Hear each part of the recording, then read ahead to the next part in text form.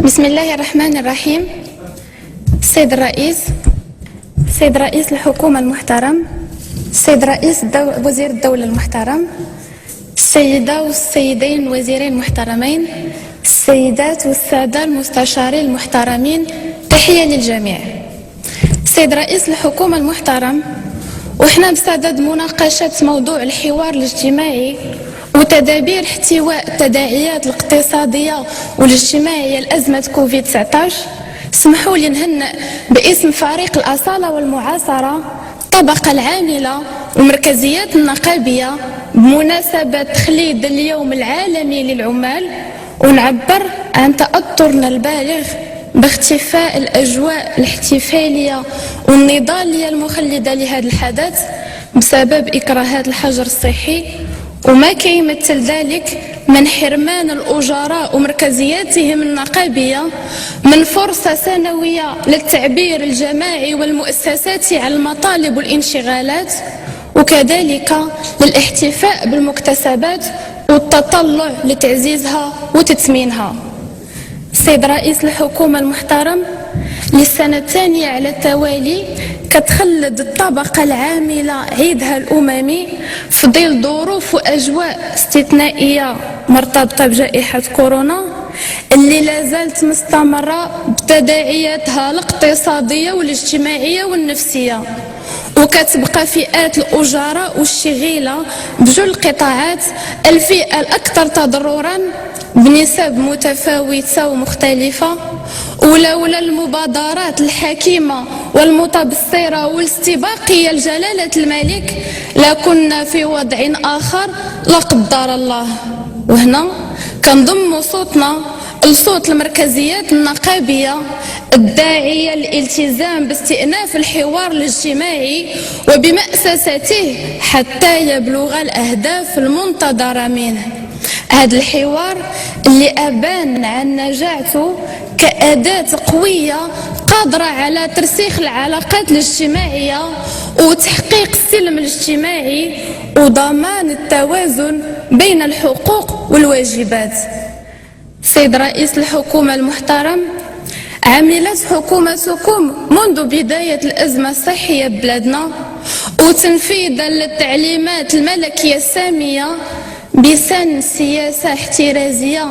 وذلك لتفادي المخاطر الناجمة عن انتشار الوباء من خلال الإعلان المبكر عن حالة الطوارئ الصحية كآلية وقائية واستباقية، ومن خلال تطبيق الحجر الصحي كتدبير مرحلي للظرفية الاستثنائية.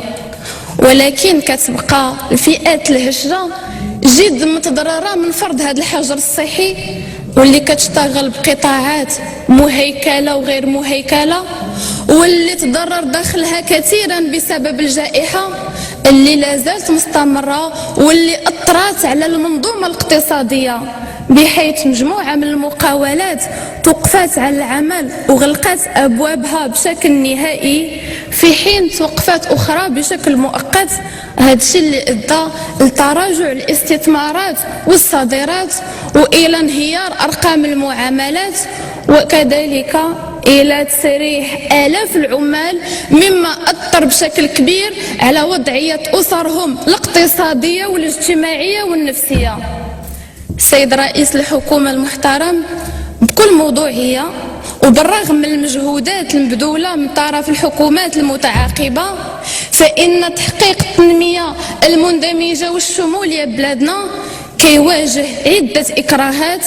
واللي هي ناتجة عن سياسات عمومية قطاعية وحادية الرؤية، واللي ساهمت إلى حد كبير في تعميق الاختلالات السوسيو اقتصادية والاجتماعية.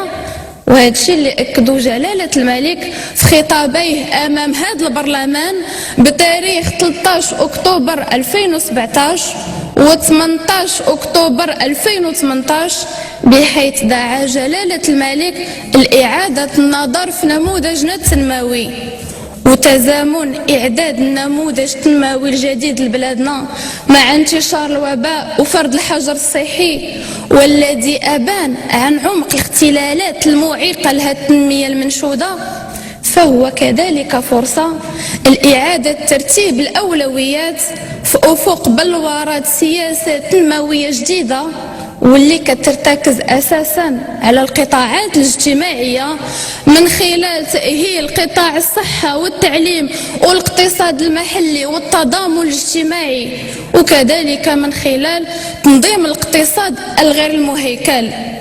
علما أن الجائحة بقدر ما كشفت عن انتشار الفقر والبطالة وأزمة السكن وأبانت عن مدى ضعف عدة قطاعات حيوية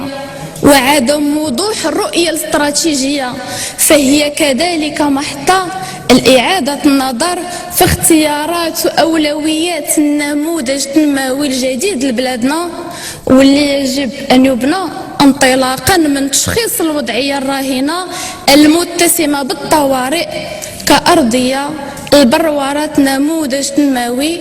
كيراعي كل الأبعاد وكيستحضر كل ما تم استنتاجه خلال هذه الأزمة، خاصة إشكالية الفوارق الاجتماعية والاختلالات المجالية. السيد رئيس الحكومة المحترم، بادرت حكومتكم منذ بداية الأزمة الصحية وفي وقت مبكر وتنفيذا للتعليمات الملكية السامية بسن سياسة احترازية، وكذلك إحداث صندوق الدعم المخصص لتدبير جائحة كورونا كآلية لدعم المتضررين وخاصة الفئات الهشة اللي توقفت عن العمل. والحال أن حدة التفاوتات الاجتماعية والمجالية وأعداد الفئات الهشة كيجعل معظم المغاربة عاجزين عن مواجهة أي أزمة محتملة، وهذا الشيء اللي اتضح جليا في لحظة زمن كورونا اللي عرات عن مدى ضعف وهشاشة التغطية الاجتماعية لمعظم المغاربة العاملين بالقطاع المهيكل أو غير المهيكل أو العاطلين. وهنا جاء الإعلان الملكي عن الثورة المجتمعية والملحمة الاجتماعية المرتبطة بتعميم الحماية الاجتماعية وتعميم الحماية الاجتماعية، واللي غتساهم لا محالة في إنشاء مجتمع أكثر تضامنا وأقل طبقية وتفاوت، وغيكون لها آثار مباشرة على اقتصادنا الوطني وعلى المواطن، وغتمكن من تحقيق العدالة الاجتماعية والحفاظ على كرامة المواطن، وغتمكن العمال من حقهم في العمل اللائق. كل هذا في تحدي موضوعي وإنساني للنظريات الاقتصادية اللي كتعتبر أن الاقتصادي يسمو على الاجتماعي. وهنا السيد رئيس الحكومة المحترم، فإن حكومتكم مدعوة لاستلهام العبر منه بالمقومات وتوجيهات الفلسفة الإنسانية والاجتماعية لجلالة الملك من خلال التنزيل السليم والفوري لهذه المبادرة الملكية الغير مسبوقة على أرض الواقع. السيد رئيس الحكومة المحترم، جائحة كورونا أثرت بشكل كبير على عدة قطاعات اقتصادية وحيوية بالعالم القروي وبالمجال الحضاري،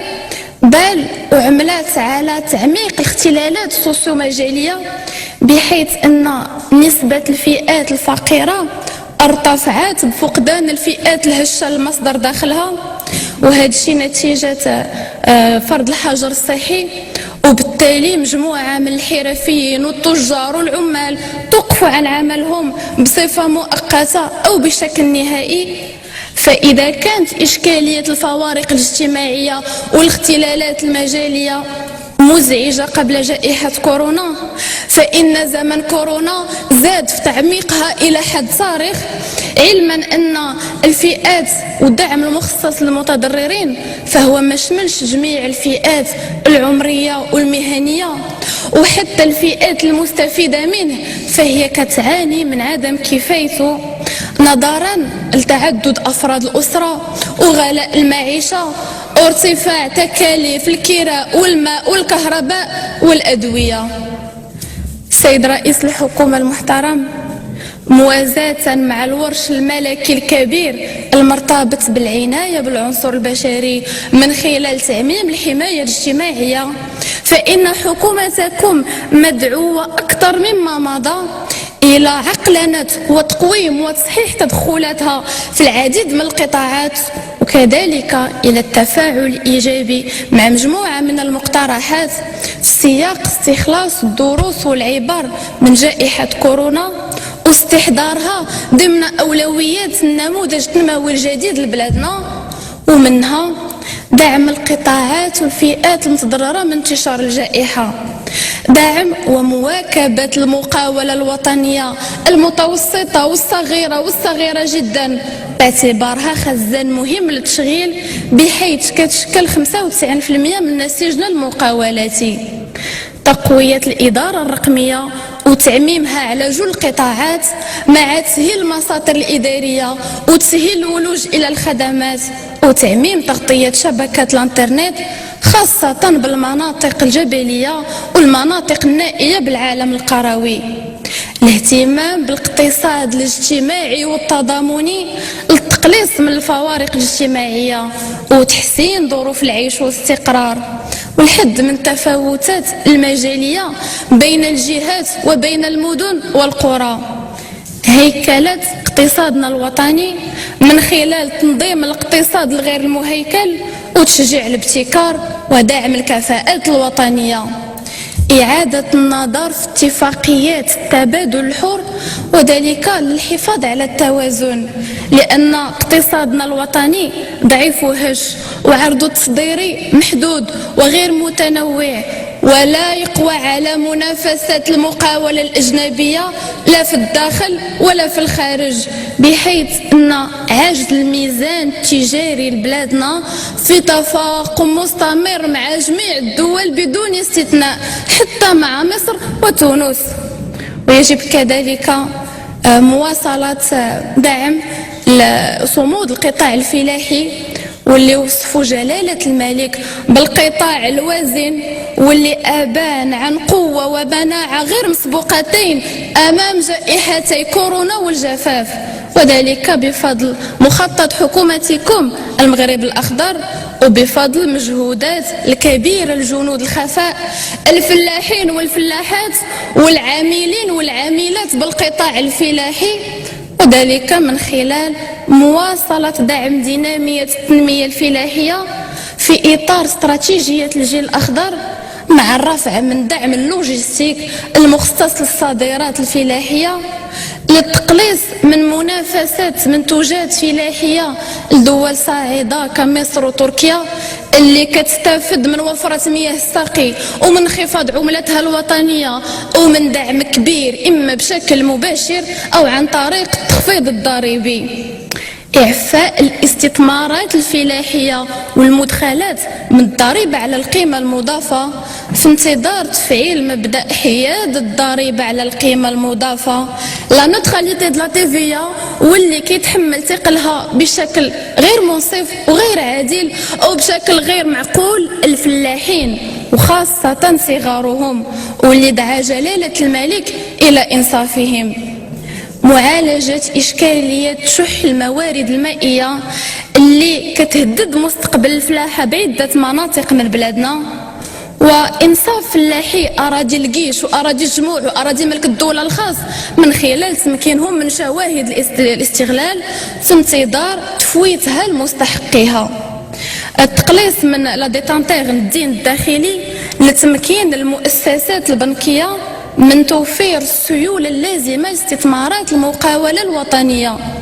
والحرص على المواكبة المواطنة والفعالة للمؤسسات البنكية للمواكبة ومواكبة المواطنة المقاولة البيمو لي تي بي او مع التخفيض من نسبة الفوائد البنكية اللي هي جد مرتفعة ما كتحفزش على الاستثمار. وهنا السيد رئيس الحكومة المحترم، المقاولة الوطنية كتعاني وكتنتظر منكم العمل على التخفيض من نسبة الفوائد البنكية ولو بنقطة واحدة كم بوان من أجل واحد لاغولونس واحد الانطلاقة جديدة وجيدة لاقتصادنا الوطني. ويجب كذلك تشجيع السياحة الداخلية والتقليص من الواردات، وتشجيع في إطار تمغربيت على استهلاك المنتجات المجالية ومنتجات الصناعة التقليدية وجميع منتجات بلادنا. وشكرا.